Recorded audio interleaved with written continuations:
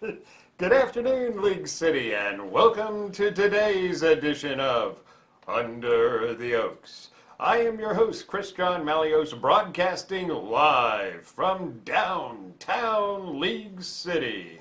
Now, I don't do this by myself, so there are other people, many other people, who are involved in this rating busting program.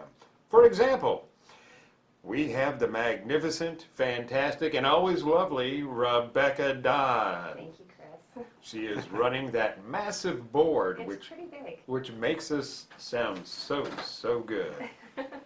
And of course, we appreciate you're always here, and if you're not here, Mr. Stockard is here. And between you guys, you do a great job, and I appreciate it. Thank you very, very much. And of course, we couldn't do it without fantastic guests. And of course, we have had some fantastic guests. But before we get to fantastic guests, and I know everybody is waiting on Facebook Live to hear it, but I digress. My brother is down this weekend for his 50th graduation from Clear Creek High School. So that would make it 1967. Wow. Okay? Now, I know your dad was not in that graduating class. No, and no, I he was know not.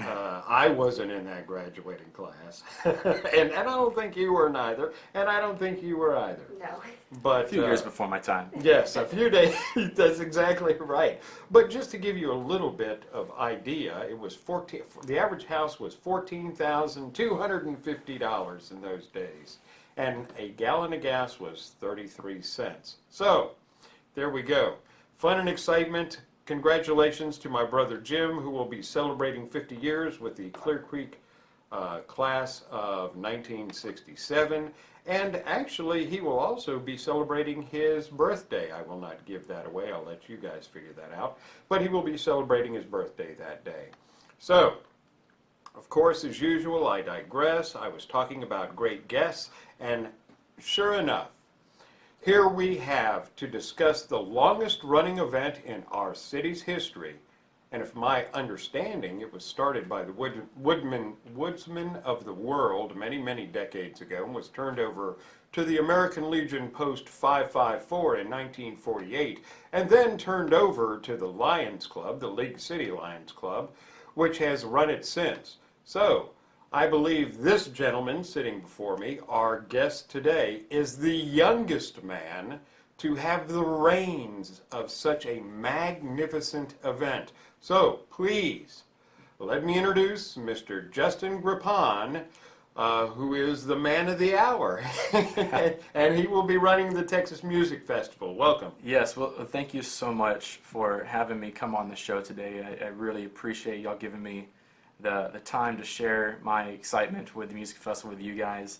And you're right, I didn't even think about it before today, but I think I may be the youngest person to ever be in charge of this festival. And now I can't take all the credit for it because I do have a co-chairman with me who helps me out in every decision that we make for the music festival, and that's Sebastian LaFaro. Nice young man, as a matter of fact. I met him. Is he on the Parks Board, I believe? He is, actually. He helps in the Parks Board and helps to make decisions that are going to be the betterment for the city as a whole and beautiful parks that are in the area. Yeah, nice young man. Glad he's the co-chairman. I'm sorry to interrupt, but go right ahead. No, I just, it's the music festival this year is extremely exciting. We've been working on this thing for forever, it seems like. Now, what year is this? This is the 63rd year of the music festival. It's been going for a little bit, and it's the biggest thing in this town every year, and we bring out thousands upon thousands of visitors to come out to the festival, and we just do so much incredible good in the community with what we do at the festival, because the festival is a lot different than your typical concert or festival you go to, because being that the Lions Club is the organization that puts this entire event on and benefits therefore from the proceeds, everything that we raise goes directly back to the League City Lions Club and our charities. So all of the money that it costs to put the event on, we try to subsidize that from getting sponsorship from different organizations and companies throughout the area, and that helps to offset some of our costs of production. But after we've deducted away for those costs of production, everything else goes right back into the League City Lions Club charity, so that way we can change lives in our community. Now, the Lions Club itself has a history. I mean, Oh yeah. I've been here a few years, let's say, but I remember some great names that have gone through the Lions Club. Judge Webb, your father, your father's father. I mean, Yes. we could go on forever and ever in a day, and they have done such good for the city. What else does the Lions Club? What you raise the funds for? What? What purpose? Well, there's lots of things that we do with these funds. I mean, last year we raised approximately $100,000 that we're going to be able to put back into the community and change the lives of the people around us. One of my, well, I've got a couple of things that I really love, but I guess my favorite thing that we do is we send funds and we send children that are disability to a camp that is organized and hosted by the Lions Clubs of Texas. And it is out in Kerrville, Texas, and this is a camp, summer camp, just like any other summer camp, except for this summer camp is specifically designed to cater to the needs and the disabilities of children in Texas who have disabilities. So if you have your eyesight is an impairment and you cannot see, or you have some sort of crippling disability where you cannot walk properly, well, they have different weekends out there at this festival, or out there at the camp in Kerrville, where they bring in specialized counselors who know how to deal with those exact issues that are facing these children, and they have only those types of children there. So rather than a child going to a regular summer camp where they might be the oddball out, they can go to this camp and be with their true peers and be just a kid like everybody else is there, because they're all dealing with the same exact things in life. Fantastic. So that's one of the charities, and that's where some of that money goes, and that's always a good thing. I mean, goodness gracious, the Lions Clubs have been doing it ever since you can remember, I'm sure. What are your earliest memories of the Village Fair? So, one of my furthest memories I can think back is the Dunking Booth. I had so much fun at the Dunking Booth. Okay, when I was a little kid, that was my jam. All right. I think I had a fairly decent arm at the time. I used to play baseball when I was a little kid. I like the way you qualified, at the time.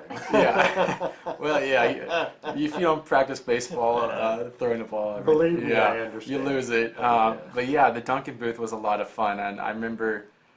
I feel like we used to have councilmen up there and dignitaries and. Oh yeah, well the more like the council member, the more money the Dunking Booth made. Exactly. When I was young, they used to have a jail for charity, and they would take people up randomly and lock them up. Now I think there's some kind of law against that. There's a law for everything these days. I know that's right. But, those are the things that I remember as a kid growing up at the Village Fair that were really neat. And I hate to ask it this way, but how were you fortunate enough to be trusted with such an obligation? For running the music festival? Yeah, in other words, how did you get stuck? Believe it or not, I actually volunteered. Oh, no, did you really? I did. So, well, I mean, I've been, the music festival, the Village Fair, has been a part of my life since I can remember. It used to be that it fell all the time on Mother's Day. And I remember that, yeah. All my life, this is what we've done for the first weekend of May, Mother's Day weekend. And it's just been a family activity. I don't know it any other way than what to do with my weekend on the first weekend of May.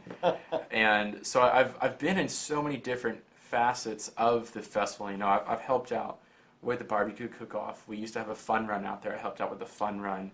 For the past couple of years, I've worked with our chairman who books the music and does the backstage, and I kind of learned how all that works with booking the music artist and making sure that they have their tea and espressos just correctly. And right. I've learned a whole lot. I mean, my mom used to run the big building out there. We have a business expo in there, and Right. so I grew up in running around the business expo, Sure. stealing candy from all the vendors, Right. and Yeah. because that's what they're good for. Of course. So, as a kid, it was great, and so as I've grown up over the years, I've just kind of grown up in this, and so this year when the club was kind of looking for somebody to step up into the position, I was like, you know what, maybe now's the time, and so I was, immediately the first thing I did was I called Sebastian, because he is Your partner in crime. my partner in crime. I mean, in the club, because we're the youngest two individuals in the club, and so we're kind of cut from the same cloth as far as the way we view the world and things with the music festival. So it's a good like-minded person to bounce ideas off of when we make decisions. And so I called Sebastian up and I said, hey, I was thinking about running the music festival this year, but I don't know if I can do it without having you do it with me, because I think we would make a great team working on this together, and with both of our unique pieces of knowledge that we can bring to the table. And thankfully he said yes. So here we are today. Me and Sebastian are going to be running hopefully the biggest music festival that the city has ever seen for the 63rd year. We're bringing back the Vintage Village Fair Parade.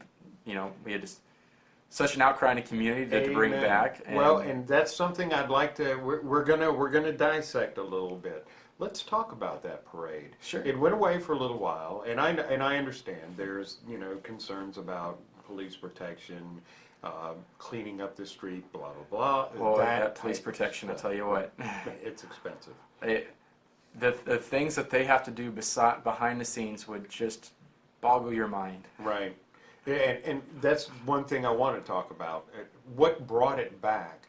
What type of, what was the process? Can you discuss the process? Sure. I mean, was there bribes? Was $500,000 change hands in cash? No okay. bribes, no. Well, this, for me growing up, the parade was like this gate opening moment. When I was a kid, I was riding in the parade, Right, and I of was course. on the floats and having a great time. And Right. the parade, when I was a kid, led right into the front gates of the Village Fair, now the Lake City Music Festival. And so I really loved the idea that this parade sort of facilitated this grand entry moment. Hey, the festival is open. Come and have fun with your family. This is our big moment to open the gates, kind of thing. Even though we're open on Friday, we have a great, amazing attendance on Friday with some fantastic musicians.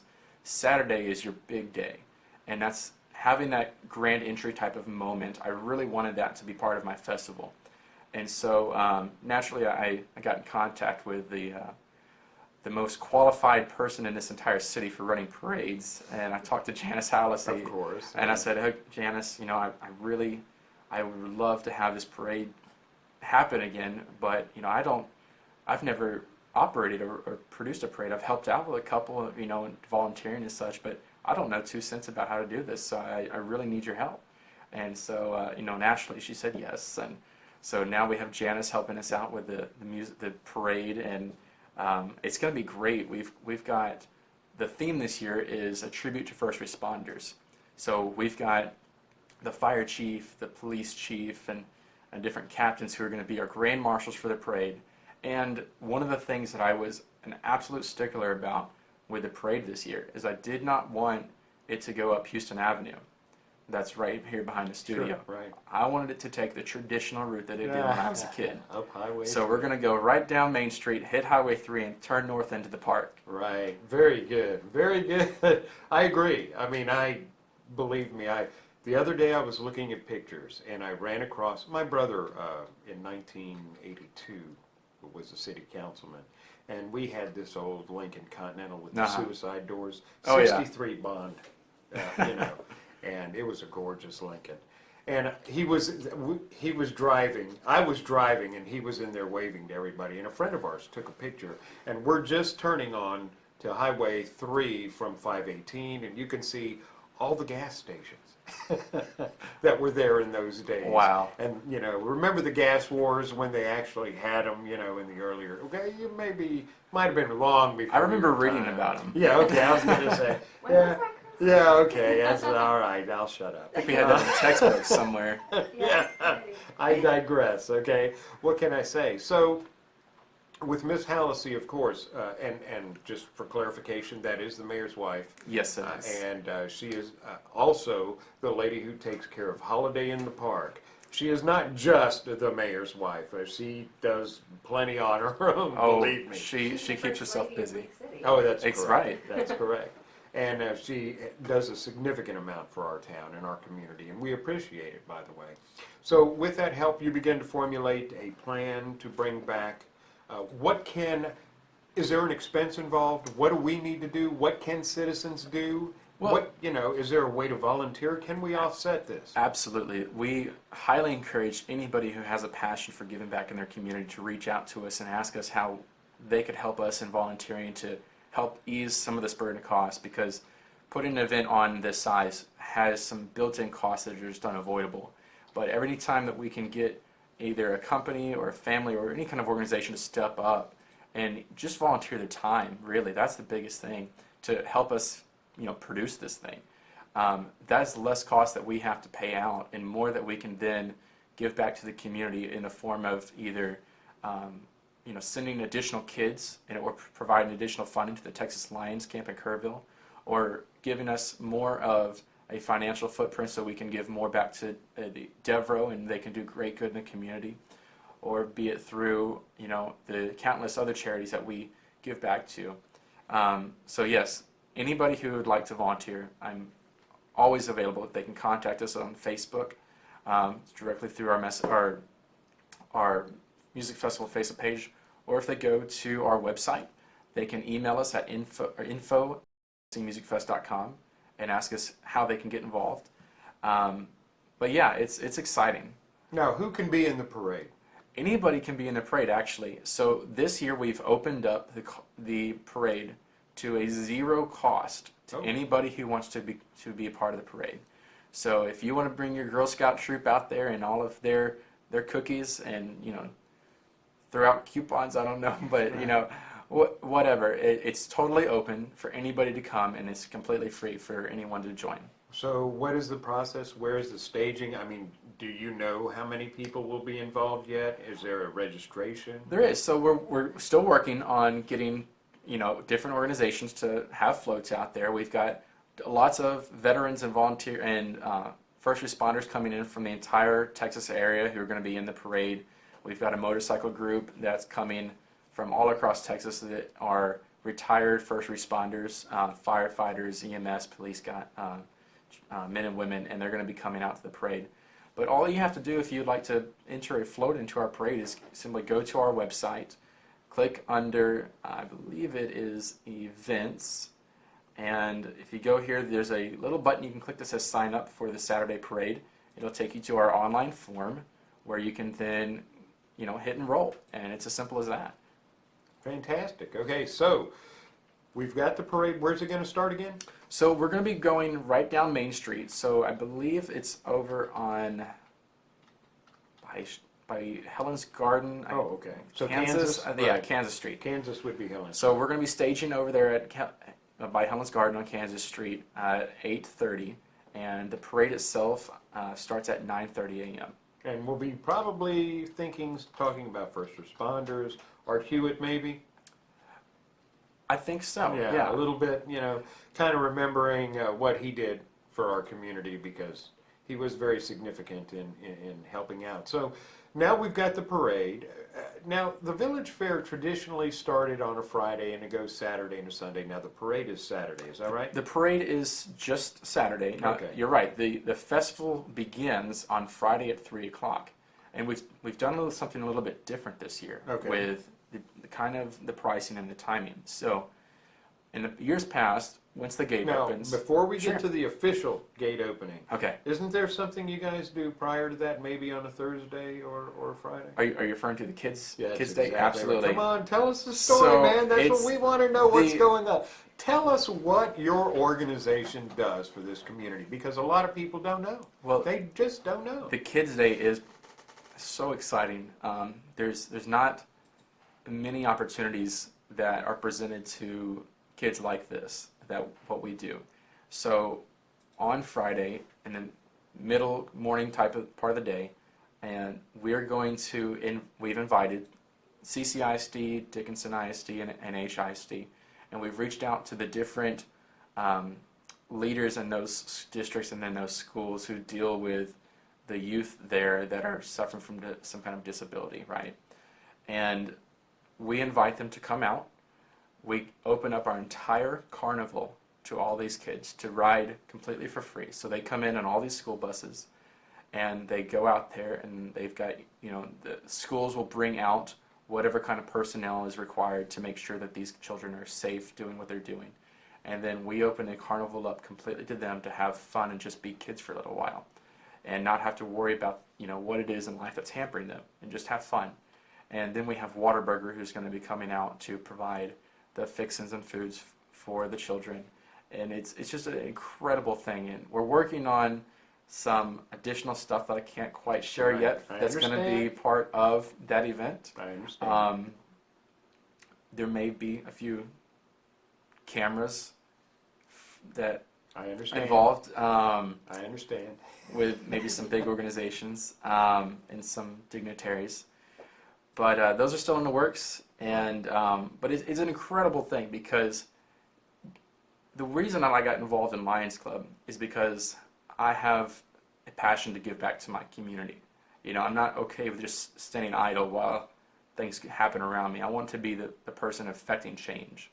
And so So in other words, what you're saying is you're not just a councilman's son? certainly not. Okay. So keep telling us. So the children aspect of the Lions Club is something that is very dear to my heart, and I'm sure dear to a lot of other Lions Club members' hearts. And the fact that we're able to do this for these children is just, it tugs at your heartstrings, it really does. And this year we're going to have the single biggest kids day that we've ever had in 63 years of this event.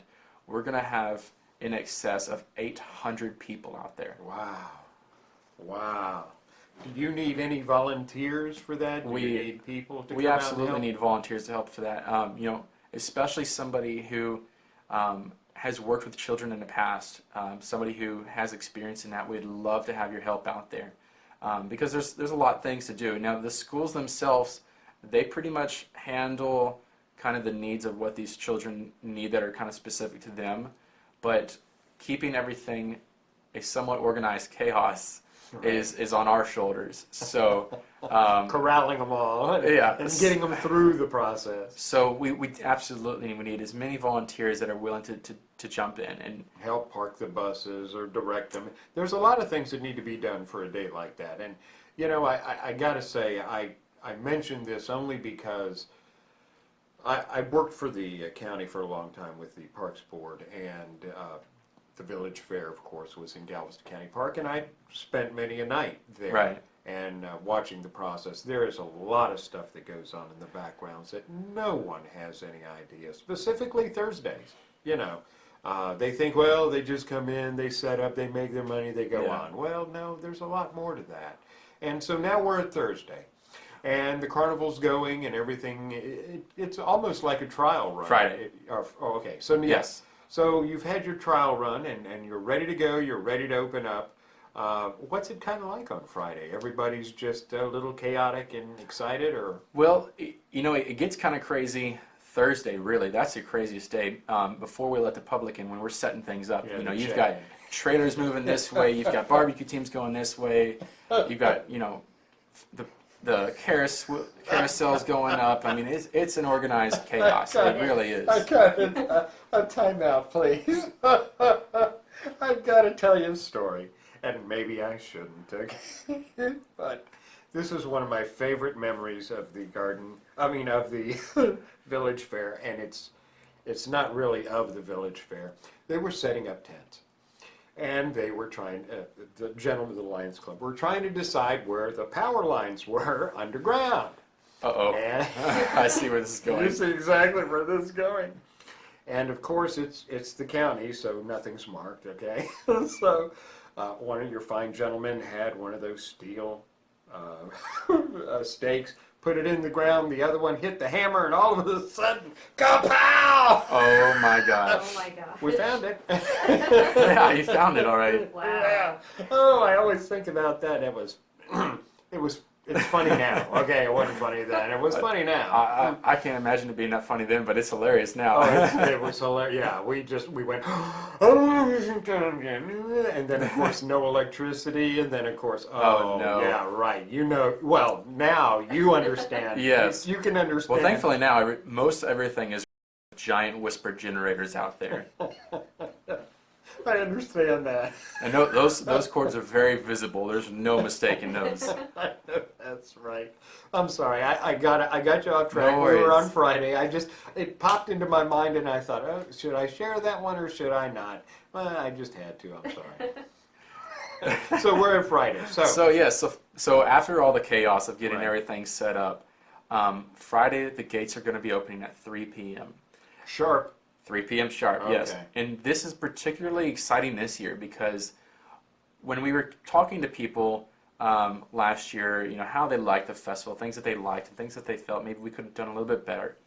And so we took all this feedback and we kind of looked at how we were doing things and we said, okay, should we change anything? You know, is there somewhere we can make some improvements?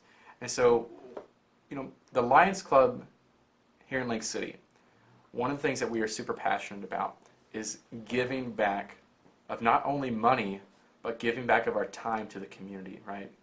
And so I thought of some way that would be kind of creative for us to have another way that we can give back and make something special happen for the community. And so what we decided is that we are going to open up the gates on 3 p.m. on Friday, and until 5 o'clock, we will have absolutely no charge to get into the Oh. festival. Oh, do you know how many children are going to be out of school at 3 o'clock because of that? Oh my great. goodness. So that's 3 to 5, fantastic. Okay. totally free for anybody to come in. And- Wow. But then at 5 o'clock, of course, is when the price is going to hit, because we have our concerts going to be starting soon. Okay, now let's talk about pricing. Okay, what if I want to go? You're open Friday, Saturday, and Sunday. Is that right? Just Friday and Saturday. We Okay. we used to be open on Right, Sundays. because you could get goldfish on Sundays real easy. You could Yeah. win them real easy. On Oh, yeah. Sunday. Yeah. Well, and that was kind of the thing is, you know, we didn't have What can I a say? huge amount of attendance out there on our Sundays, Right. and so a few years back we went ahead and made the decision that we were going to not be open on Sundays, so that way we could give the families time to you know be back at home or be at church. You know, most of the people, yeah, or recuperate. You know, I mean, I know I'm recuperating because it takes a lot out of you. I mean, Sure. you get for about 3 days you get about an hour and a half of sleep. Right. If In that. total, so and you don't really get time to eat, so I usually have a big giant thing of animal crackers with me out there. I just tote around with me everywhere because there's not really time to stop and eat anything. I know that's right. Well, thank goodness they deliver. You know, and you know there are some good stuff. There is some good stuff to be had on the main drag there. You know? Oh, there is, and we've got Funnel food trucks cake. coming in again. Right. We've got a wood-fired pizza Oh. coming in this year that's coming out of Central Texas. So There was a guy last time that was passing around crawfish. All of the vendors got free crawfish. Oh my I was like, ooh, goodness. this is great. This is super spicy. I can't eat this, Yeah. but it's really good. well, we're working on getting some crawfish out there again this Yeah. year. It's you wouldn't believe how difficult it is to get somebody to come out and serve crawfish. I'm So sure. anybody who's listening in, if you want to come serve crawfish out there, give me a call and we can chat. That sounds good. Now, pricing. What is it? What is it going to take for me to get in at 5 o'clock So at 5 o'clock on Thursday or Friday, too many days in my head I here. understand. At 5 o'clock on Friday, I believe the cost is going to be $15.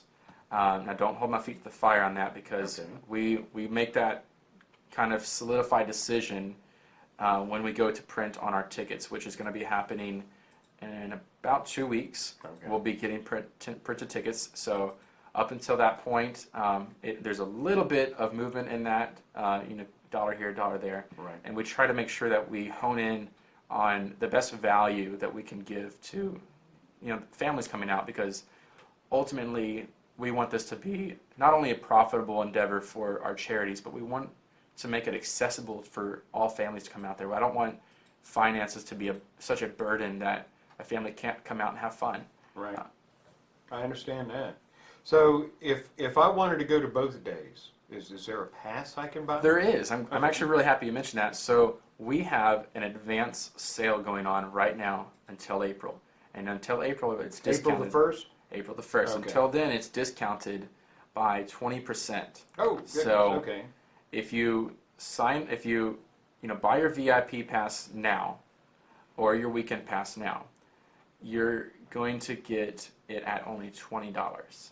Oh, So, but after that, after April 1st, you're going to have that 20% increase. And this weekend pass is so great because if you think about it, if you were to come Friday it even night, gets you in at 3 o'clock on Friday, doesn't it? it does. Oh, wow, Yeah. I'm impressed. Okay. So I'm if sorry. you were to come for both concert nights, right now it is.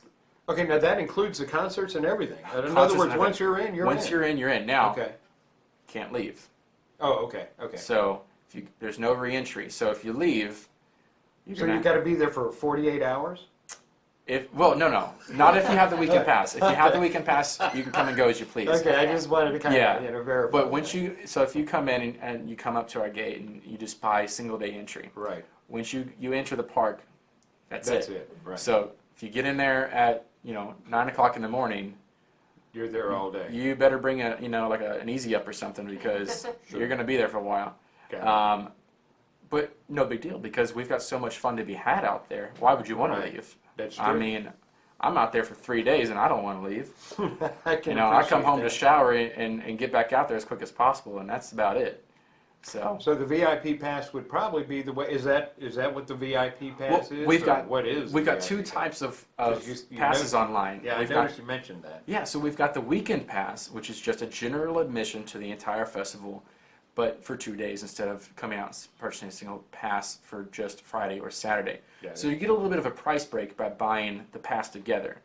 So it's a little better deal if you plan on going for 2 days. It's easier and more financially responsible, I guess, to buy the weekend pass versus going out there each day and buying a single day entry. Sure. Plus, if you buy a single day entry, remember that's a single entry in. You can't re-enter after you've entered. But your weekend pass, you can come and go as you please.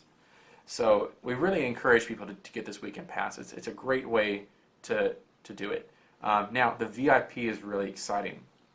So the VIP is going to be a single ticket for either Friday night or Saturday night. This is going to get you into a private VIP tent Ooh. directly next to the stage with Oh. front of stage access to the Oh. concert. Oh my The goodness. general public will be kept back by about 20 feet from the stage, Oh. but our VIPs can put their hands right up on the stage.